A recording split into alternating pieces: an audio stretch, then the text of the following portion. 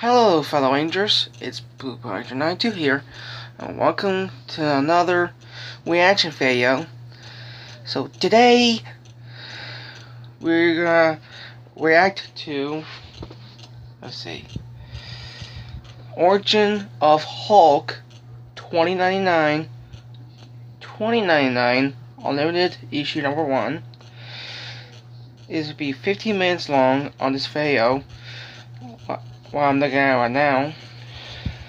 So let's get started, shall we? Here we go. And if you're enjoying the content here on my channel, then make sure you hit the like button and make sure you hit subscribe so you can decide what direction the content on my channel goes in the foreseeable future.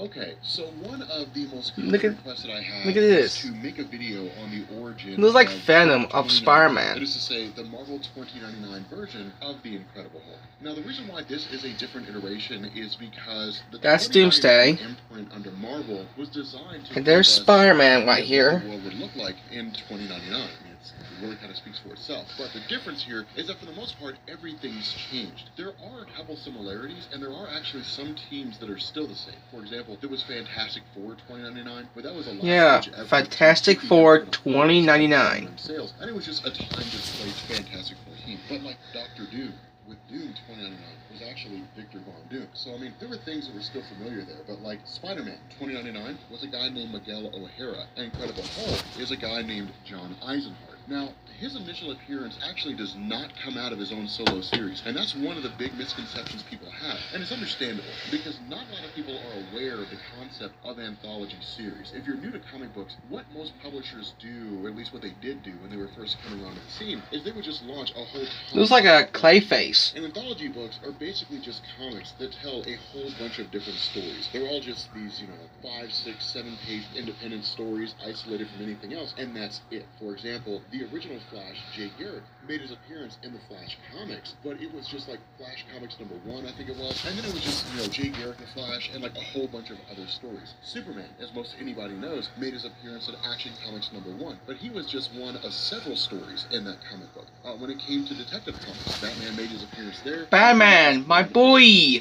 Now, usually an anthology series will be spun out into a solo series if there's like a standout star. So for example, Journey into Mystery focused on a lot of different things, weird, kooky, crazy things, but Thor was the most popular character in that title. And so what eventually happened is Journey into Mystery was just transformed into Thor's own solo series. The name was kept for a time, and then eventually Journey into Mystery just became Thor. So that's what Marvel usually does. That's what DC's done on a multitude of occasions. Brave and the Bold is where we first got Teen Titans. That's where we first got the Suicide Squad, Team X, Task Force X, different things like that. But what this story does is it actually runs as part of a second feature with Spider-Man 2099. And so that's one of the reasons why, if you look that up, it'll say the premiere of the Hulk. And if for some miraculous reason or another you get your hands on the physical copy, you'll start coming through, and the first thing you'll see is Spider-Man 2099 because it's an anthology series. But the fact remains, the Marvel 2099 landscape was designed to focus on a world, really on the United States, where corporations just ran everything. It was just this extreme corporate attitude where corporations controlled everything, but did so in a multitude of different ways. For example, one of the things this deals with John Eisenhart is that he's basically like this lawyer, this guy that goes through on behalf of movie studios, works out deals, and then does it extremely aggressive, tricking people, selling their rights without them knowing it, tricking them into bad contracts, so on and so forth, just for the purpose of making sure that these production studios gain money. But the idea here is that filmmaking, as we know, which is you going to a movie theater, watching movies, that's the thing of the past. Now, it's all virtual reality. You put on a virtual reality helmet, and you watch that film by yourself, but you feel like you're actually there. So it's kind of cool here. But what this initially does is it focuses on this idea that John had previously worked out a deal, only to have it just kind of pulled out from under. I mean, that's really kind of how that goes. But what this initially emphasizes is what's called the warrior mentality. And that's actually going to directly juxtapose the traditional warrior mentality as we think of it. And it's kind of cool in terms of how all this gets done. But jumping into this, what ends up happening is this movie studio had basically learned... We still talk about 2099 comic strip, story arc, something like that. The idea that this you know who Spider-Man is?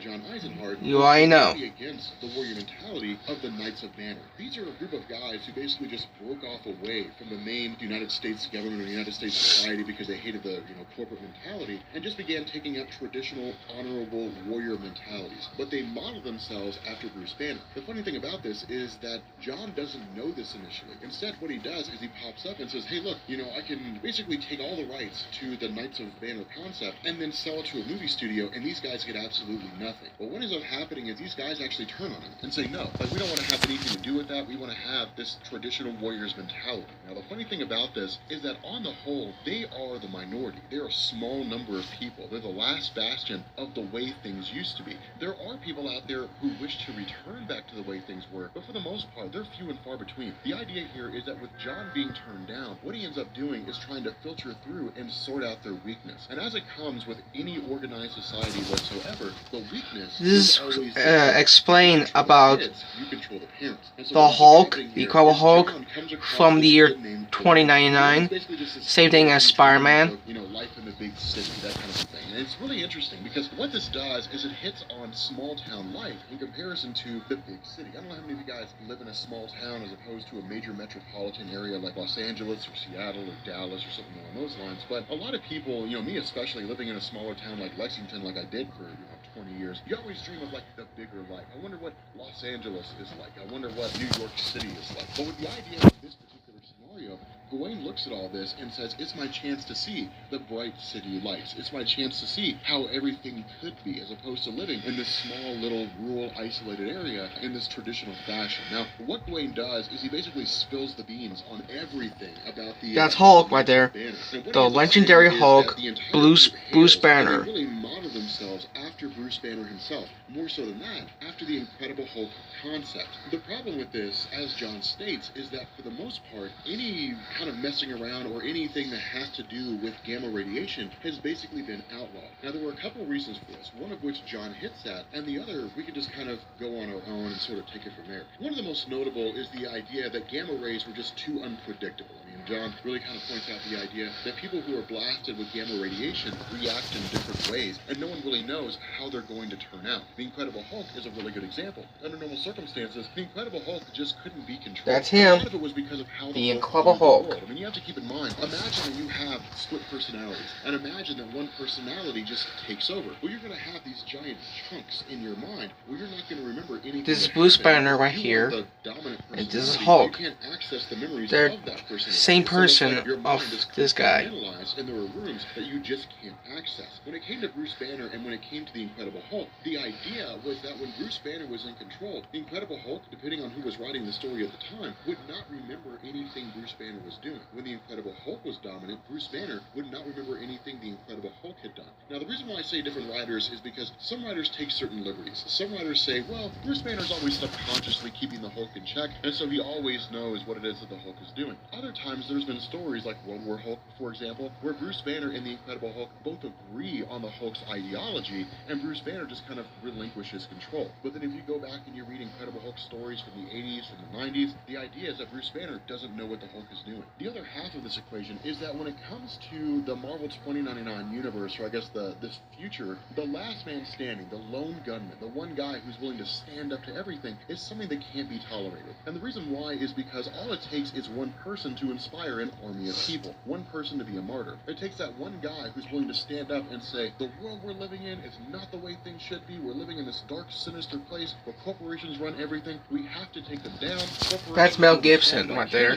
Mel Gibson. And suddenly, blue face paint. Society who stands up right and here. says, yeah, that guy was right. Things don't need to be this way. And so if you nip all that in the bud, you keep people like Captain America and Bucky from, right there. His sidekick, lines, then I think. What you do is you kill any possible martyr that anybody's willing to pay attention to. Because remember, people will only follow those who actually have a chance to succeed. And so because of this, with this particular story, what John does is go back and basically just begin the process of trying to find a way to figure out how to gain this concept of the Knights of Manor. But what also ends up taking place here is he actually finds out that because of the fact that the leader of the Knights of Manor are conducting these gamma radiation experiments in an attempt to recreate the Incredible Hulk, they're effectively breaking the law. And so what this will do is it'll basically allow John to report them to his top person, to Audra, I think her name is, the one that runs Lotus Head Studios, I think is what it's called, and then in turn have this group called Sweet Dreams, a security force more or less, go through and arrest the Knights of Manor. It'll in turn allow John to basically take everything they have, to literally remove them from the equation, learn everything about them, and then while they're rotting in jail, never to be seen or heard from again, basically capitalize on everything they've built. And so what this does is it actually switches over for a second to a girl named Quirk. Now Quirk is not really important for the sake of this story, but it is kind of a cool thing to point out here because this again hits home at the idea that not everybody's happy about everything that's going on, about the current world they live in, this corporate attitude where corporations run virtually everything. But what we also end up finding out is that in the songs that she's been releasing, that these corporations have been throwing in subliminal messages. And so where Quirk herself is basically thrown in this idea of saying, hey look, I'm singing songs where I'm talking about standing up to the system, where I'm talking about walking away from the way things need to be, overthrowing all these corporations. This hits home in her love of the 1990s. And what she actually does is draw on names like Madonna, Ice-T, and the reason for this is because of the fact that Madonna was very rebellious for her time. She really just kind of took women who normally not really walk these traditional roles, but basically said, hey look, go do what you want, when you want, how you want. When it came to Ice-T, Ice-T made songs where he talked about life in the inner city. I mean, there were a lot of different things, a lot of different songs were coming out at the time that suddenly made people feel uncomfortable. They made them feel a little off because it went against the view of the world that they had at the time. And so because of that, this girl Quirk is trying to bring that entire concept back. The problem with this is that she's not singing songs out to a society that may or may not listen. She's singing songs out to corporations that are actively trying to quell sentiment just like that. And so what this does is this basically continues to bring down a massive amount of heat until it gets to the point where corporations have had enough. And so what ended up happening here is John Eisenhart basically came to the realization that this what's our future gonna look like in year 2099? We don't know. But because what this ends up doing is it really kind of jumps back to the you can put comments below and tell me. Actually deals with him once he's already the Incredible Hulk from 2099. Now, the idea here and the reason why he's basically taking up this role to protect this girl named Quirk goes back to when he first became Hulk 2099. Here's the Hulk in the first place. screaming. What we're finding out is that his intention to report the Knights of Manor to Sweet Dreams was designed to basically have them arrested, but to have them arrested peacefully. What ends up happening here is that the Knights of Manor actually stand up and say, we will not go without a fight. And this basically leads to an absolute bloodbath. The Sweet Dream security force kills them all. Now, this is the motivation for why it is that John decides to save Quirk, because he's seen what happens when Sweet Dreams is tasked with going in and just eliminating a threat. They kill everyone. They don't take the prisoners, they kill them all. Anybody who's around that general vicinity, anybody who could be a witness, they all end up getting killed. And so because of this, the only person who really survives this massive, massacre is Gawain himself. And in an attempt to basically get revenge for, the death of the various members of the Knights of Manor, what ends up happening here is he races back to this, experimental machine with regards to this gamma radiation. And of course, John follows him, John grabs him, pushes him out of the way, and John's blasted with gamma radiation. And so what this does is it transforms him into the Hulk from 2099. And now one thing to keep in mind, exactly. Same way as Bruce Banner did. Try to find some way to make them different. And the reason why is because of the fact that if they had just transformed that looks scary. With that tongue and all. From the main Marvel universe in the modern day, readers wouldn't really have a reason to check it out. Their philosophy was like, if I'm going to read a story about the Incredible Hulk, I'm going to read the one I know about, not the one that I don't know about. And so because of this, Marvel gave a few differences. Of course, the physical appearance. What the wet paint thing on his chest? Put the comments below. You let me know. And look at this Hulk.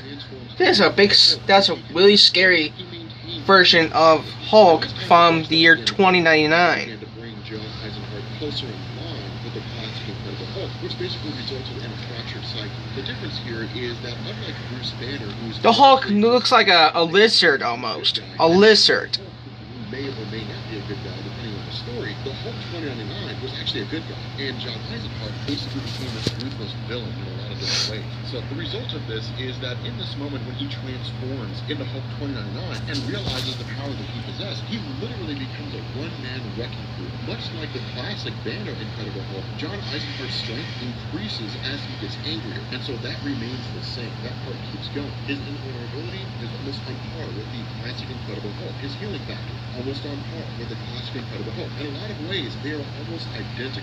And look at those teeth right here. What this does is it leads to Corp watching all these events unfold, this massive attack. Okay, I'm gonna stop this video right now.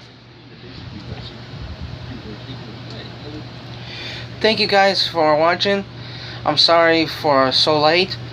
Please comment, subscribe. I'll do vlog by tomorrow. I promise you that. I won't be late. But thank you for watching. And comment, subscribe. Hit likes. And that's it. Bye.